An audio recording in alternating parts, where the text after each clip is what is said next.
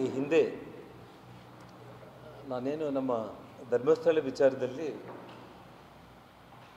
ಆಗ್ತಾ ಇರುವಂಥ ಎಲ್ಲ ಘಟನೆಗಳನ್ನು ಗಮನಿಸ್ತಾ ಈ ವಿಷಯ ಇಡೀ ನಮ್ಮ ಕರ್ನಾಟಕ ರಾಜ್ಯಕ್ಕೆ ಮಾತ್ರ ಅಲ್ಲ, ಇಡೀ ದೇಶದಲ್ಲೆಲ್ಲ, ಇಡೀ ವಿಶ್ವಕ್ಕೆ ಇವತ್ತೇನು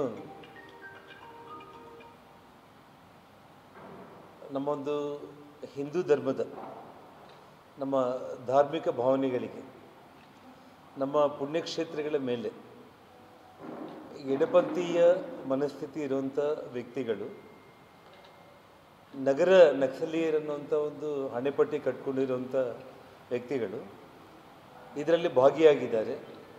ಇದೊಂದು ದೊಡ್ಡ ಷಡ್ಯಂತ್ರ. ಈ ಷಡ್ಯಂತ್ರದ ಒಂದು ವಿಚಾರ ಬಯಲಿಗೆ ಬರಬೇಕು ಅಂಥೇಳಿ ನಾನು ಬೆಂಗಳೂರು ಮಹಾನಗರದಲ್ಲಿ ವಿಧಾನಸಭೆ ನಡೆಯುವಂಥ ಸಂದರ್ಭದಲ್ಲಿ ಮಾಧ್ಯಮ ಸ್ನೇಹಿತರಿಗೆ ನಾನಲ್ಲಿ ಒಂದು ಹೇಳಿಕೆಯನ್ನು ಕೊಟ್ಟಿದ್ದೆ. ಆ ಒಂದು ಇಂಟರ್ವ್ಯೂಗಳಲ್ಲಿ ಪ್ರಮುಖವಾಗಿ ಏನೊಬ್ಬ ಬಳ್ಳಾರಿ ಮೂಲದ ಒಬ್ಬ ಅನ್ಯಮತೀಯ ಸಮೀರ್ ಅನ್ನುವಂಥ ಒಬ್ಬ ವ್ಯಕ್ತಿ, ಒಬ್ಬ ಯುವಕ ಒಂದು ಯೂಟ್ಯೂಬ್ನಲ್ಲಿ ಸೌಜನ್ಯ ಪ್ರಕರಣವನ್ನು ಮಾತಾಡೋದ್ರಿಂದ ಹಿಡಿದು ಇಡೀ ಮಿಲಿಯನ್ಸ್ ಆಫ್ ವ್ಯೂಸ್ ಹೋಯಿತು ಅಂತೇಳಿ ಅದನ್ನು ನೆಪ ಇಟ್ಕೊಂಡ್ಬಿಟ್ಟು ಒಬ್ಬ ಯೂಟ್ಯೂಬರ್ಗೆ ಇನ್ನೊಂದು ಇಬ್ಬರು ಮೂವರು ಸಪೋರ್ಟ್ ಮಾಡುವಂಥದ್ದು.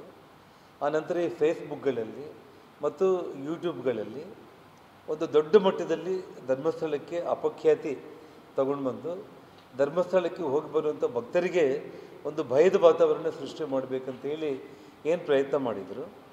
ಆ ಒಂದು ವಿಚಾರದಲ್ಲಿ ಇವತ್ತೇನು ಯೂಟ್ಯೂಬರ್ಸು ಮಾಡಿರುವಂಥ ಒಂದು ಅಪಪ್ರಚಾರ, ಆ ಸುಳ್ಳನ್ನು ನಿಜ ಮಾಡ್ಕೊಳ್ಳೋದಕ್ಕೆ ಪ್ರಯತ್ನ ಮಾಡಿ ಒಬ್ಬ ಮುಸುಕುದಾರಿ ಒಬ್ಬ ಚಿನ್ನಯ್ಯ ಅನ್ನೊಬ್ಬ ವ್ಯಕ್ತಿಯನ್ನು ಕರ್ಕೊಂಡು ಬಂದು, ಒಬ್ಬ ಸುಜಾತ ಭಟ್ ಅನ್ನುವಂಥ ಒಬ್ಬ ಹೆಣ್ಮಗಳನ್ನು ಕರ್ಕೊಂಡು ಬಂದು ನಾಟಕಗಳನ್ನು ಮಾಡಿ ಧರ್ಮಸ್ಥಳದ ಬಗ್ಗೆ ಏನು ಅಪಪ್ರಚಾರ ಮಾಡೋದಕ್ಕೆ ಅವ್ರು ಹೊರಟಿದ್ರು.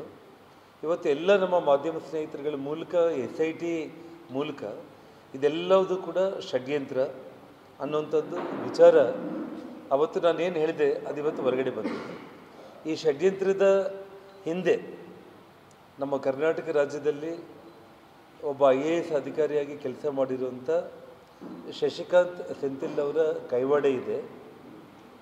ಇದೆಲ್ಲದಕ್ಕೂ ಕೂಡ ಮೂಲ ಮತ್ತು ಆ ಮುಸುಕುದಾರಿ ಚಿನ್ನಯ್ಯ ಏನಿದ್ದಾನೆ ತಮಿಳುನಾಡಲ್ಲೇ ಸುಮಾರು 11 ವರ್ಷಗಳ ಕಾಲ ನಮ್ಮ ಕರ್ನಾಟಕವನ್ನು ಬಿಟ್ಟು ಹೋಗಿ 11 ವರ್ಷಗಳ ಕಾಲ ಅಲ್ಲೇ ವಾಸ ಇದ್ದಾನಂತೇಳಿ ಮೊದಲು ಹೇಳಿದ್ದು ನಾನು ಇಡೀ ಮಾಧ್ಯಮಗಳಲ್ಲಿ.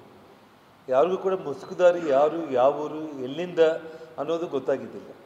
ಆದರೆ ಮುಸುಕುದಾರಿ ಮೂಲ ಅವನು ನಮ್ಮ ಕರ್ನಾಟಕದಿಂದ ಹೋಗಿ 11 ವರ್ಷಗಳಿಂದ ತಮಿಳುನಾಡಲ್ಲಿ ವಾಸ ಇದ್ದಾನೆ ಮತ್ತು ನಮ್ಮ ಕರ್ನಾಟಕದಿಂದ ಒಬ್ಬ IAS ಅಧಿಕಾರಿಯಾಗಿ ಎಡಪಂಥೀಯ ವಿಚಾರಧಾರೆಗಳನ್ನೇ ಇಟ್ಕೊಂಡು ಇದೇ ದಕ್ಷಿಣ ಕನ್ನಡದ ಜಿಲ್ಲಾಧಿಕಾರಿಯಾಗಿ ಇದ್ಕೊಂಡು ಅವರು ರಾಜೀನಾಮೆ ಕೊಡುವಂಥ ಸಂದರ್ಭದಲ್ಲಿ ಕೂಡ ಬಲಪಂಥೀ ವಿಚಾರಧಾರೆಗಳು ಮತ್ತು ಹಿಂದೂ ಧರ್ಮದ ಬಗ್ಗೆ ವಿರುದ್ಧವಾಗಿ ಅವರು ಮಾತಾಡೋದ್ರ ಜೊತೆಗೆ, ಸಂಘ ಪರಿವಾರದ ಬಗ್ಗೆ ಮಾತಾಡೋದ್ರ ಜೊತೆಗೆ ರಾಜೀನಾಮೆಯನ್ನು ಕೊಟ್ಟು ತಮಿಳುನಾಡಲ್ಲಿ ಕಾಂಗ್ರೆಸ್ ಪಕ್ಷದಿಂದ ಯಾವ ದೇವರ ಮೇಲೆ ಮತ್ತು ಸನಾತನ ಧರ್ಮದ ಮೇಲೆ ನಂಬಿಕೆ ಇಲ್ಲದೇ ಇರುವಂಥ DMK ಪಕ್ಷದ ಜೊತೆಯಲ್ಲಿ ಅಲಯನ್ಸ್ ಮಾಡಿಕೊಂಡಿರುವಂಥ ಕಾಂಗ್ರೆಸ್ ಪಕ್ಷದಿಂದ ಗೆದ್ದಿರುವಂಥ ಸೆಂಥಿಲ್ ಅಂಥೇಳಿ ನಾನು ಸ್ಪಷ್ಟವಾಗಿ ಮಾಧ್ಯಮಗಳ ಮುಂದೆ ನಾನು ಹೇಳಿದ್ದೆ. ನಾನು